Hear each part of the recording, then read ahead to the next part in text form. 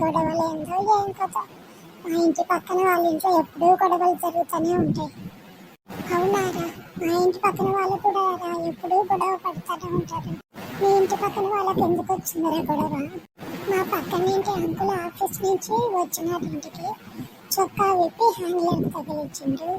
హ్యాంగ్లర్కి ఉన్న చొక్కా తీసుకొని పక్కన ఆంటీ పిండేకి తీసుకుంది. పిండేకి తీసుకుంటే గొడవ ఎందుకురా? అక్కడే రా అసలు కిటుకు. ఏం జరిగిందిరా?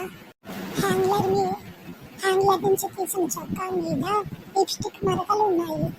అది చూసి మా ఆంటీ మా అంకుల్ని బాధుడు. అయ్యో రామా, అయినా ఈ అంకుల్ ఎవరితో ముద్దులు పెట్టించుకొని వచ్చినట్రా చొక్కా మీద? లిప్స్టిక్ మరకలు ఎట్లా వచ్చినాయి?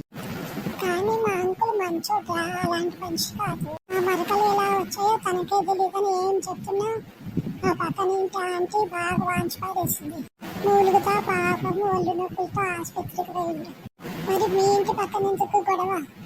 మా పక్కన ఇంటి ఆంటీ అంకుల్ ఇంటికి వచ్చే లోపల ఆఫీస్ నుంచి లిప్స్టిక్ అంతా పూసుకొని రెడీ అయ్యి కూర్చోనండి. మా అంకుల్ వచ్చి ఏమి ఇప్పుడు లిప్స్టిక్ పూసుకొని నవ్వుకుంటా నీ పండు బాగా తెల్లగా కనిపించాలని నవ్వుతున్నావు అన్నాడు.